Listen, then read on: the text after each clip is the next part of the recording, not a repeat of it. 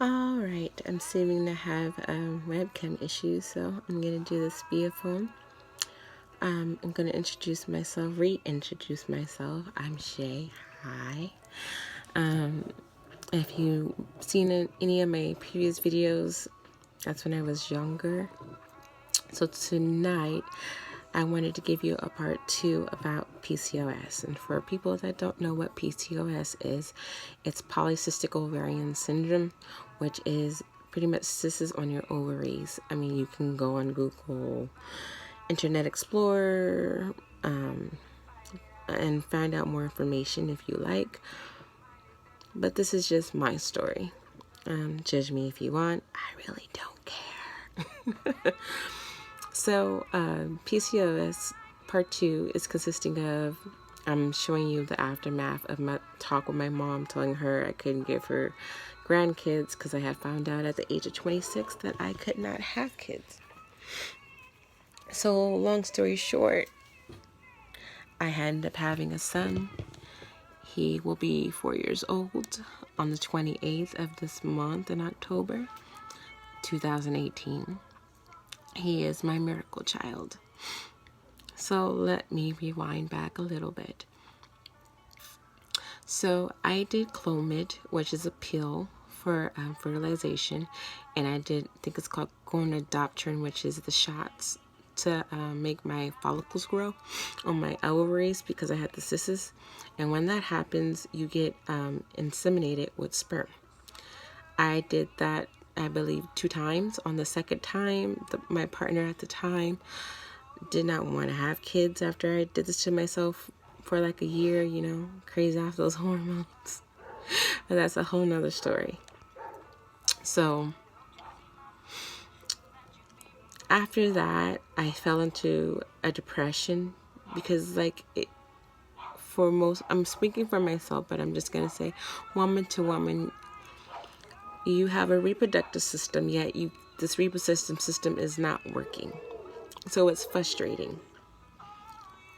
And all I ever wanted was to give the one I love a child as well as have my own child. So I've been there. And I'm going to say I fell into depression, and then that depression led into anger. Anger at myself and anger at other women that had kids that I knew that didn't take care of their kids. That anger is very vicious. And so, fast forwarding, after that, I had got out of that relationship. It ended, and I came to a realization, in order for me to feel better about myself, I had to lose weight. So if you see my other videos, I was going to Porterville and I was on that protein, no carb, no sugar diet, and I did it and I stuck to it. I think I was like knocking on 330, 340 or something like that. And I got down to about 276 when I met my kid's father. Now, you will hear me say kid's father or the father of my kid or some expression like that. I try not to say baby daddy because he's respectful to me, and don't use that term baby mama, even though we both slip up every now and again. But I am respectable to my kid's dad. Moving on. So before I met my kid's dad, I was on that diet. I was losing weight. I was exercising. And then I was also on birth control and metformin. And for people that don't know what metformin is, pretty much a glucose diabetic medication that controls your sugar because you're, getting to the point where you're going to have diabetes. So during that process where I was taking Clomid and them shots, my sugar was high, so they wanted to make sure that I didn't, pass that on to the kids. So, stressful.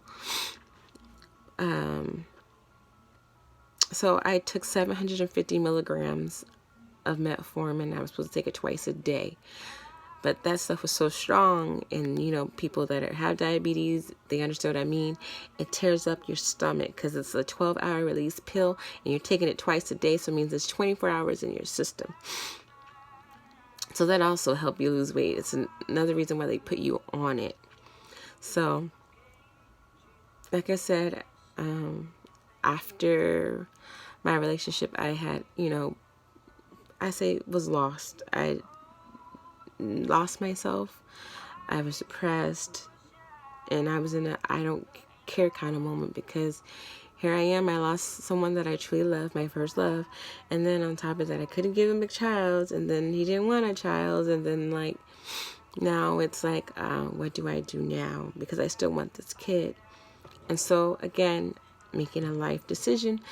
I was once a foster child at one point in my life, so I wanted to pay it forward. I said I would foster a kid or adopt a kid and, get one that was young, and that was going to be my world. I was accepting that I could not have kids. There's people that are in denial that don't want to deal with it. I dealt with it at the age of 26. It took me, I want to say, a year, because I went through a lot of emotions. Mind you, I had a whole bunch of hormones in my system, because those shots was like, I don't remember, but I guess triple, quadruple times the hormones a woman normally has. So I was going off the Richter. And when I mean Richter, not like, I don't want to say crazy. Like, example, I would be laughing, but I would cry at the same time. Like, I'd be laughing like, oh, my stomach is hurting, like hardcore laughing.